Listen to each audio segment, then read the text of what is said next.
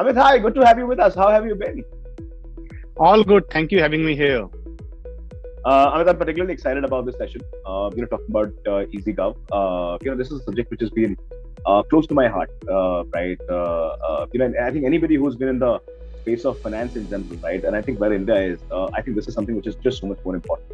Um, Social impact, in a country like India, right? I think is just so much more important. And I think the government has a very, very large role to play. Unfortunately, our diversity makes it a very, very complex problem. Which not a lot of people at a distance can fathom, right? Complexity of this issue, right? While we continue to look at it, sitting in a urban household, right, as a policy level problem. But I think for people at the ground, it's a very, very different kind of thing. I think it's an issue of survival, right? And I think that just opens up the conversation of a very different dimension, right? And I think you're kind of helping government solve this better. You're helping them deliver and these policies in a more meaningful way, and in a more calibrated. I think which is just so much more important because we have many people who need these this support and the services, and we don't necessarily have enough of people contributing to the cash, right, in terms of taxes. And I think that also sort of adds to the problem that I kind of spoke of, right? But before we do that, I'd love you to introduce yourself. You've been a professional, who's had a journey from consulting into now, solving for a much larger problem, right? So I think I'd love a quick on and we move into talking about Sure. each other. Sure. Thank you. So I got passionate about this field, e-governance. Now we call it a GovTech. Very early in my days. So when I was in MBA, Right. 2005 itself, I got very passionate about this. I think, and I never left that. So starting from my own company, I quickly moved to consulting, Right. and I worked with big four like KPMG and Accenture Management Consulting in several states of India, from Nagaland to the ministries, including the NET grid, National Intelligence Grid, and then the places like Saudi Arabia, Australia, Japan, where primarily my job was to help government to improve social protection. Once I got a lot of insight about social protection globally and how it should work, what are the global challenges in the space of social protection, I moved to India and started EasyGov. Interesting. I mean, I'd love to understand and open this conversation, right, by understanding this very fundamental concept of social protection, right? I mean, this is not something that we kind of we come across and we talk of on a day-to-day basis, right? But this is the number one priority for the company, right? This is essentially what they're working for and optimizing countries, right? Across their Right. policies, delivery plans, so and so forth, right? Uh, Help me understand, and I'm sure many others, who are going to listen to this, right? I'd love you to break it down in terms of what does social protection for a country like India mean? Sure. So as a country, we spend around 19 lakh crore every year on social protection. That is roughly, if you look at a state government, it is roughly like 30 to 40% of the state budget Right. that goes into just social protection. Okay. Let's first understand what is social protection. Right. So the way we define it is, to provide minimum level of health, housing, education, food, and livelihood support Right. to the communities who are marginalized Okay. because of income, religion, caste, gender, physical disability, or geographical reason. Okay. So whatever the reason is, if the community is marginalized, they are not getting the minimum level of health, housing, education, food, they need Right. to be covered under social protection. To do that, we have hundreds of welfare programs like your Pradhan Mantri Awas Yojana, Pradhan Mantri Kisan Samman Nidhi Yojana, Pradhan Mantri Jeevan Jyoti Bima Yojana. So you keep on hearing these programs, and they are fairly large programs. Their budget goes into like thousands of crore. So this is what, right, the social protection is. Very interesting. I mean, I'd love to understand, when we talk about a market like India, or a country like India, right? We've not necessarily been a very tech-savvy country, right? I think we're still building a last mile of roads, for example, right? I think the government has been very active. They've been very agile. They've taken this as a key priority. Right? Infrastructure is a very, very key priority, right? Now, when we talk of social protection and in an environment like that, where we still are building a last mile, it's a very, very different kind of challenge, right? We don't necessarily have a lot of that data. Like you said, right? These parameters of income, religion, ability, dependence, like a variety of things, right? Now, I mean, how difficult is this to implement? Right? How difficult is this to calibrate? What we understand at a distance is, right, typically when you have schemes, right, these are essentially all blanket schemes, right, that X amount of money is going to be given to certain families and so forth, right? But I think with what you're doing, and I think with intervention of tech, right, you can really calibrate it much better. The unfortunate part is this gap which is there. What's your sense of it? I mean, this possibly is like one of the biggest challenges out there, and leads into a lot of delay also in the policy formation one, but also in the deployment of such policies. But tech becomes a critical thing. What's your sense? How do you see it? Yeah, so when you say the eligibility criteria very broad, so there are two types of the welfare program. What is called universal coverage program, and the second is called the sectoral benefit program. Okay. So when you are doing a universal coverage welfare program, the eligibility criteria will be very broad, like a scheme like Ayushman Bharat, right? We want to cover everyone. Pradhan Mantri Awas Yojana, we want to cover everyone. But now you get into the schemes like those are more livelihood driven, right? So you get into the schemes like drip irrigation. Right. It is not a very direct scheme. When you go into the schemes like intercaste marriage, sure, it is again a difficult one. In agriculture alone, we have more than 100 welfare schemes, promoting horticulture, oil seeds, right? Supporting irrigation. So I would say that it depends, right? The complexity depends, and if you put all these schemes together, you have more than 300 data points to work on to determine the eligibility. But I think I will take a pause here and I can get into the technology. But the thing is, technology is a problem that EasyGov has already solved. Now it's a next. We are already working with the 4 state government, and we have delivered that the technology is not a barrier. Though the social protection we are talking about like 19 lakh crore, and we are talking about error of exclusion of around 5 lakh crore. So how to bridge that? That's the major challenge where we need a lot of political and bureaucratic. Interesting. We're gonna talk about just that in just a bit, right? We're gonna talk about the problem of the intention, right? I think it's something that you alluded to, right? But I'm gonna do that in just a bit. I'm gonna talk a little more about it, right? Now, when I look at the solutions that EasyGov offers, Amit, right? There are many solutions that are available, right? And I think these are solutions that work right at the foundational level, where they help organizations improve visibility in data, right? So that other things can then be built on top of, and of course then there are a variety of other solutions that I thought. So what I would love for you to talk about that, right? Second, Amit, that I want you to particularly talk about is when we look at them, right? For all the large tech companies, there are specialized verticals and fields that are focused on government intervention, right? Now, some of these applications, I've had the opportunity of using some of these applications up close in person, right? They're not necessarily as friendly, right? But the government, because of the mechanics that they have of engagement, right, of RFPs and an L1, L2, L3, all the basic mechanics of engaging with any of such vendors, right? Such organizations have typically take a lead, right? Vis-a-vis domestic players who are coming in and kind of solving it, right? You've actually had in a way kind of partner, right? So I'd love you to sort of break it down, one at a solution level, and sure, second, how Indian products need to kind of lead this entire thing, right? Because the understanding that we have is just so much more close, right? Probably at an experiential level as well, which is very important for to cater to a market. Yeah. Would love your thoughts. Sure. So I think you have picked up a very interesting thing. What is the tech behind it, and what are the tech challenges behind it? So look, for time being, let's forget about that. We have manual system. Unfortunately, when we used IT, we always thought automating the current manual processes. We never thought like in a radical way. That, like, for example, in our life, how do we take a decision?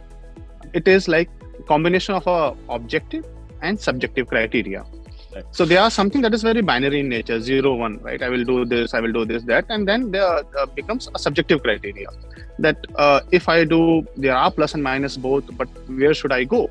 Sure. So similarly, in the social protection, when you decide who is beneficiary, labharthi kaun hai, right? As soon as you get into this, who is beneficiary, determining the beneficiary is a mix of a objective and a subjective criteria. objective criteria are rule driven, like your income, gender, caste, physical disability, and subjective criteria are preference driven, like for example drip irrigation. What is the water table level? Who is the applicant, SC or a woman? So preference will be given to them. What we have done using the artificial intelligence, we have made the decision making through IT. So that helps government to take a decision who is the right beneficiaries using this the combination of objective decision making and a subjective decision making. Okay. So this is what, right, from a technology point of view, we innovated. We got already four patents on what we are doing in the field of social protection, the way we are using the data. Second is we still think in a very program centric manner, but look at the family, right? When you said that the government apps are not that intuitive, the reason is we still look from a program and a service angle. We think birth certificate is a service. No, birth certificate is an event, right? As soon as that event happens, you should get a support. Getting entry into the school is an event. Once that event has happened, then you should get a scholarship support or a financial support, whatever you want. So if you think more in a family centric way instead of a program centric way, then our whole user experience will improve dramatically. So it's not about that using the UI and UX simpler. It is more about a mindset that move away from a program centric approach to a family centric approach, move away from a regressive welfare to a progressive welfare. Very interesting. Amit, another question, I think, which is also important in the context of technology, right? In a way, you kind of touched upon it, right? I want to go a step further. Now, when we talk about welfare, right? Now, welfare is essentially for the people at the bottom of the structure, right? I think that's the very key mechanics of a social ecosystem, right? Now, the challenge is when you look at India, right, and when you look at the bottom of the pyramid, right, of course, people in the urban areas within that bottom of the pyramid bucket are still aware of what technology is. They use a lot of technology, right, day in, day out. But as soon as you're talking about, say, a village very, very far flung, say in a West Bengal, right, like a 24 Parganas, right, or say deep down in MP, or deep down in UP, or deep down in say Bihar, right, or Jharkhand. This is a set of people which is very large one. Second, they're not necessarily as technology savvy, right? Also, they approach technology with a certain sense of inhibition, right? Because with lack of education comes lack of trust, right? How has that been a challenge that you've looked at, right? Because I think that becomes a very important delivery element, right? They are the stakeholders that you're doing all of this for, or the state is doing, right? You're empowering them. What's your sense of it, right? What's been your experience on that front? Is this something which is becoming more pertinent? People are getting comfortable with it, or are we still dealing with some of these challenges? And your role as a player who's empowering governments to do it better, right? How does that shape up in the India of 2022 and beyond from here? Right. So I think this is a very, very, very important barrier, I would say, when you try to promote a digital to the BPL families or to the remote part of India.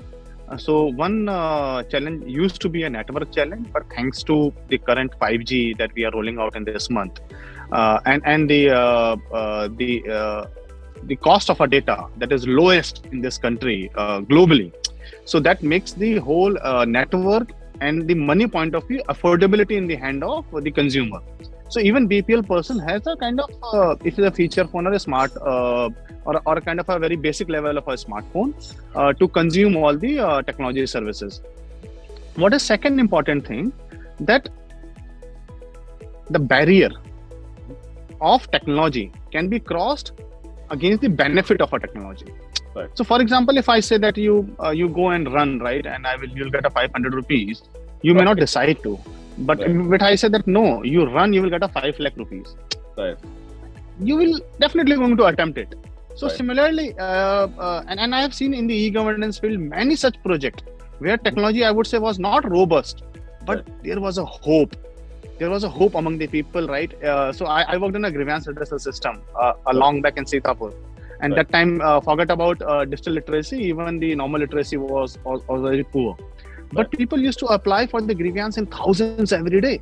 looking for a cyber cafe, because it is not like I'm not buying a soap or a cloth or a TV. Right. It is something that I need it.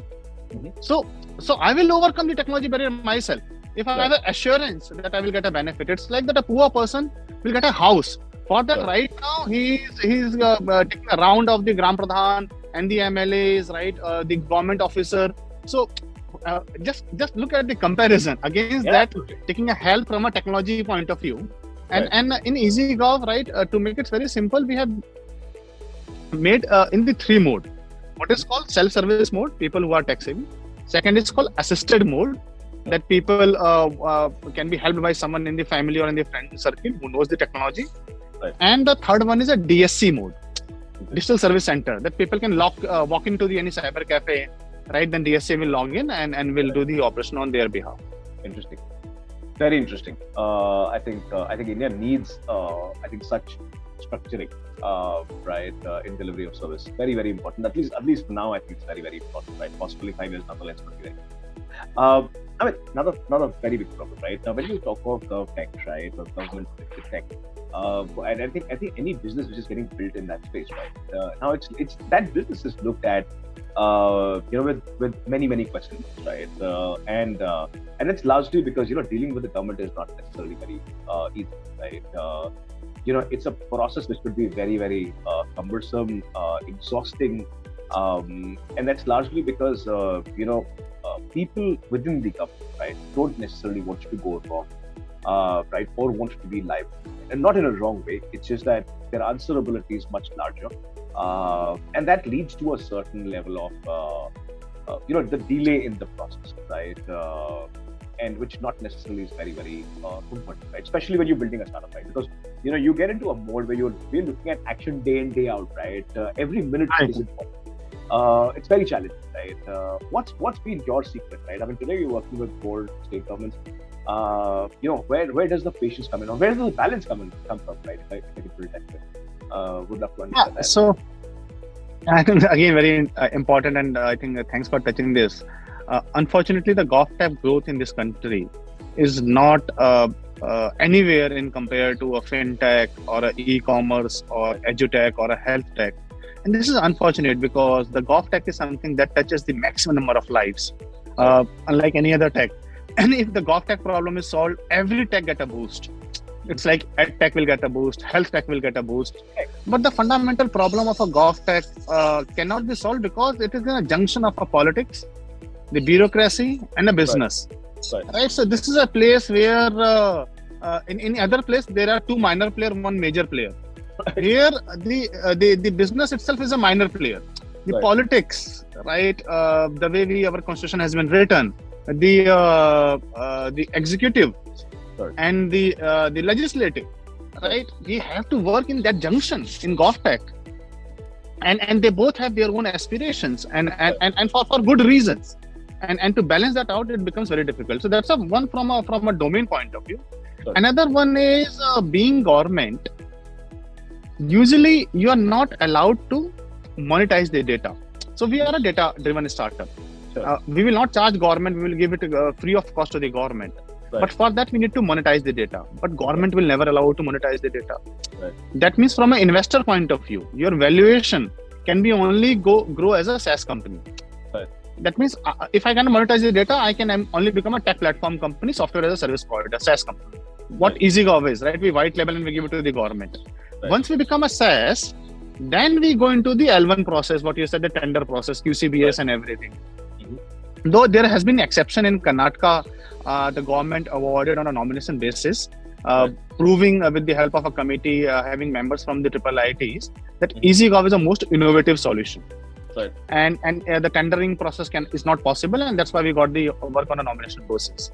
But the point is the monetization barrier for the investors by investing in the startup, and the procurement barrier to make money in the scale of an impact that the GovTech can create becomes financially very less lucrative sector. And that's why people are not pumping money into this, and that's why the entrepreneur also fear stepping into the GovTech sector. I know many entrepreneurs who decided to get into GovTech but left it very early, knowing that look, there is no. So I say that like GovTech is like you're serving for Indian Army, right? So you have to be very passionate about the country, people, purpose. The business should be the last thing that you should be worried about. Till the time you don't have that kind of energy and a passion, it's very difficult for you to sustain for a long in GovTech. Interesting. I mean, a related question, right? I think this is been a very interesting. This is a very interesting question, right? While of course this is a comment on this on the state of affairs that you've made, right? But I think it, as a founder also, one can see that that focus and that priority, right? That you've got to be driven to make an impact, right? Commercials come later. But I mean, I want to understand this, right? How upsetting and frustrating is this, right? For somebody who, as an Indian is wanting to change, right? Is wanting to create an impact, doesn't necessarily has that upside, right? Because I mean, the government mechanics is, when you sort of selling within the government ecosystem, the one who wins it is the one who's the least, right? In terms of pricing of their product, right? And on the other side is that there's definitive infatuation that you have or that you see, right, towards international brands that are, say, wanting to contribute, wanting to bid, because they have the appetite and muscle, right, to sort of continue to engage the government for a much longer time, right? That cash flow is something which is very important, right? And a reciprocation of that, from professionals. How upsetting is that to you, right? I mean, who's at it, right? Who's trying to solve it? Does that hurt your sentiment? I think at that point. I think that's the motivation of the team. Again, a great question, right? And I will tell you the secret of my sustenance with so many challenges and the problem, either from a fundraising point of view or getting a contract point of view or trying to make an impact. I think first thing is we should not try to turn the world, right, upside down. Right. Let's not think that you are here to all the problem will get solved like this. Right. If you are determined, you are passionate, you are committed, and you drive your energy purely from the people whom you are working for. Right. It's like that you are a patriot and like a freedom fighter. Right. So you don't need any hope, like said that things will going to change.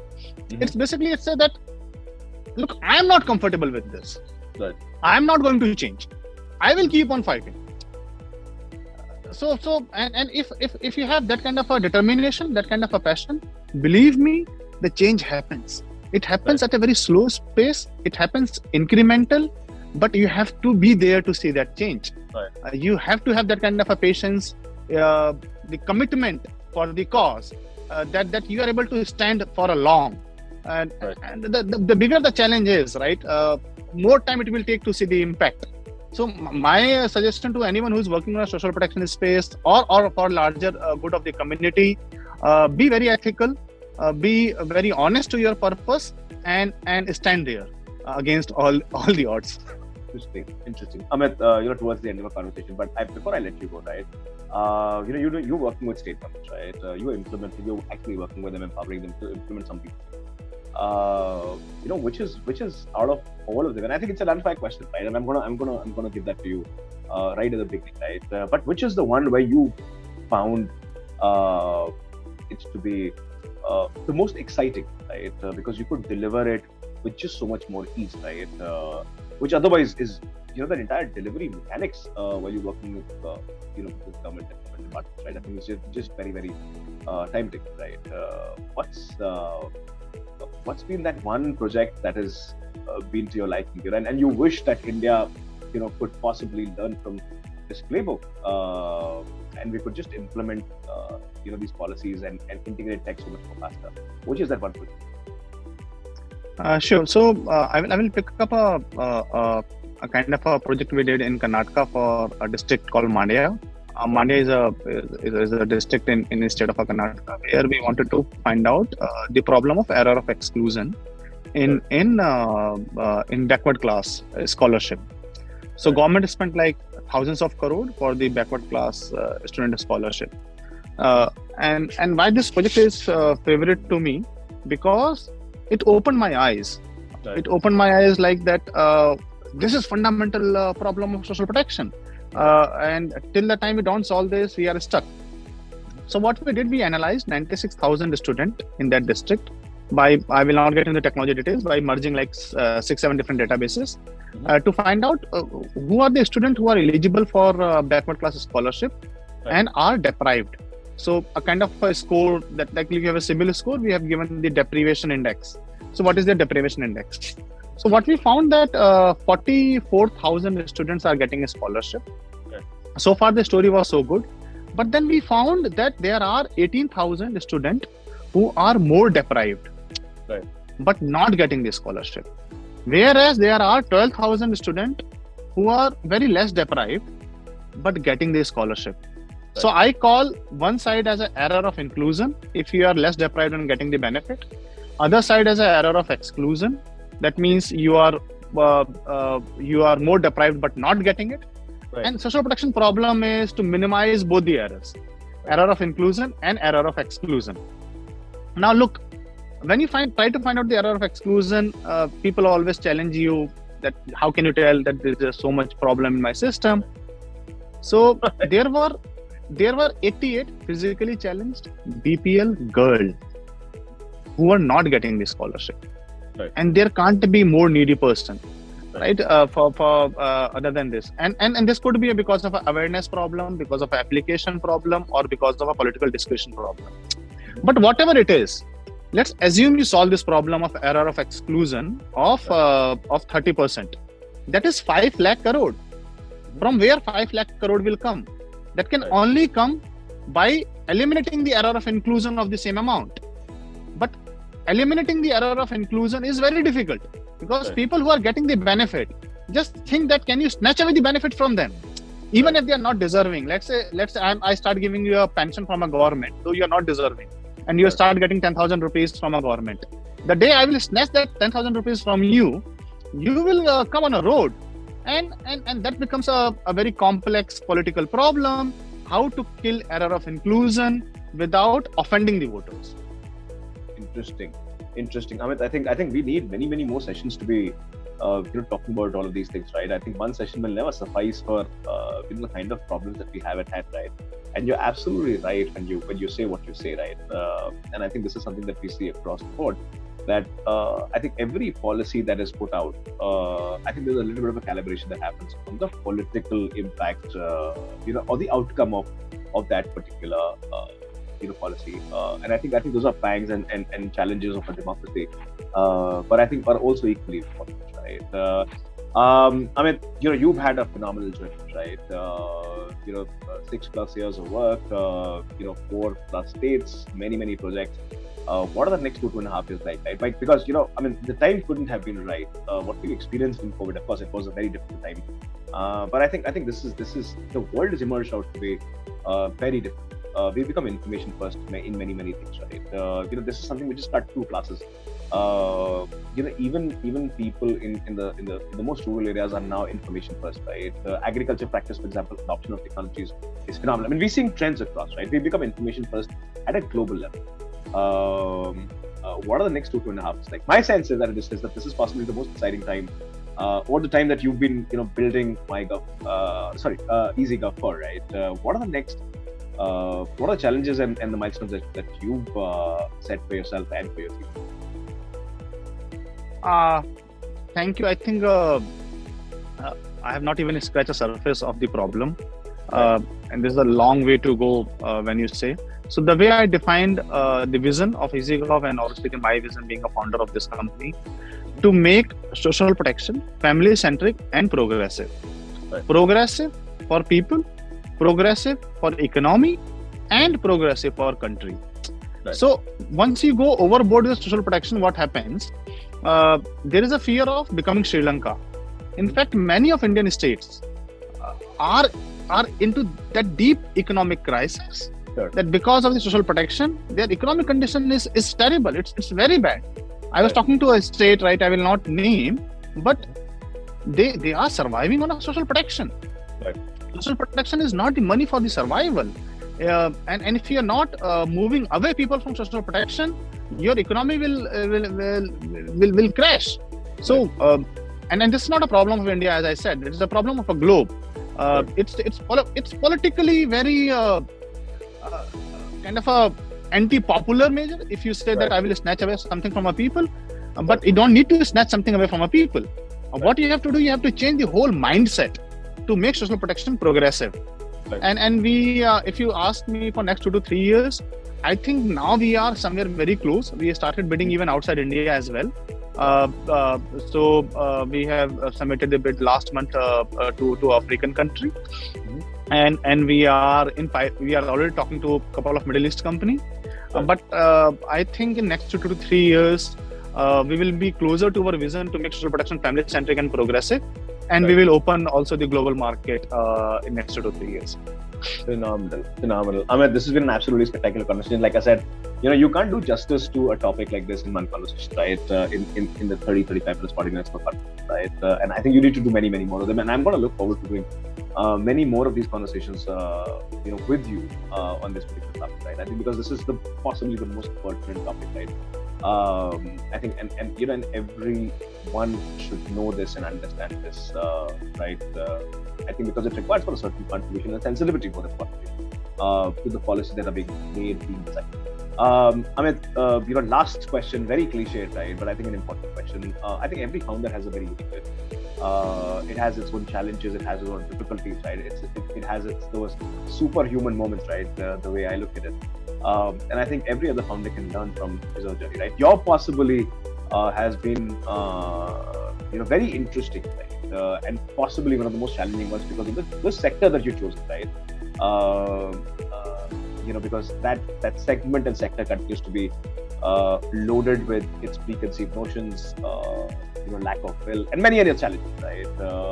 If you were to put out and give out a suggestion, right, advice to fellow founders, who are building for a market like India, right? Who are especially building for that bottom of the pyramid, not necessarily say government tech, right? But for the bottom of the pyramid, what would that advice be? I'd love to, end this conversation. Yeah, so I think my single line advice would be, and it comes from a movie from Shah Rukh Khan, I think, right? आप शिद्दत से चाहिए, पूरी कायनात आपको उसके मिलाने के लिए षड्यंत्र करना स्टार्ट कर देती है, something like that, right? So I will put it like, if you are if you're very genuine and driven by a purpose, you will think that you are about to collapse. It's like that you have jumped from a 1,000-storied building and you think that there is no support and you will going to crash on the ground. Right. But believe me, it won't happen. Right. If you will keep on trying, there will be a support coming from at the starting days when we didn't raise the money, I never used to know that from where the salary will come on 30th. Right. But something used to happen between 25th to 30th, right? Or sometime if it goes beyond 30th, if I'm not losing the hope, it will happen on a first or a second. Right. So I think the biggest learning or the lesson or the Euro commitment for me is that people only lose when they stop trying. Right. Irrespective of whatever the difficulty of a problem is, you will only lose the day you will stop trying. There is no other way you can lose, right? The day you will stop trying, you will lose. Otherwise, there is no way that anyone can defeat you. There is no problem that is very large or a complex problem that can't be attempted. Interesting. Amit, what a phenomenal conversation. Loved every bit of it. And like you said, right, keep trying, keep working hard. The world will conspire, right? Things will fall in place, and they do fall in place, right? I think what's important is to kind of stay committed to, and with complete honesty, right, to the cause. And I think other things will light up, right? And I think that persistence is very, very important, especially when you're trying to solve for a market. Yeah. Because while of course we are the market that we are, but we're also the size that we are, right? Not necessarily do a lot of. I sorry to interrupt you. I call it a 3P: passion, perseverance, persistence. Right. No, I completely agree, and I think and people, right? For people, I think there is no better motivator. When you're solving for a country like that, right? And not many entrepreneurs get an opportunity to solve for 1 billion plus people, right? Across whatever you're building, right? Like I said, Amit, this has been an absolutely phenomenal conversation. We wish you all the very best. I would love to see EasyGov making a mark, while you're doing what you're doing in India and you continue to build your depth, right? But also in other continents, other markets, right? Because many countries need similar infrastructure. Not, and large tech companies are not necessarily calibrated to be doing some of it, right? Their specialization is very different. In fact, and social empowerment continues to just be an element in the entire scheme, right? You need a player which is specialized to engineer for such causes, right? Because these are dynamics that are ever moving, right? And macroeconomic conditions have a very, very straight, deep impact, right? You need that focus to engineer for a market like that. Amit, thank you so much for doing this. It was a pleasure to have you, and like I said, I look forward to having you with us. Thank you. Thank you, Ashu, for this opportunity. I really enjoyed the conversation. Thank you.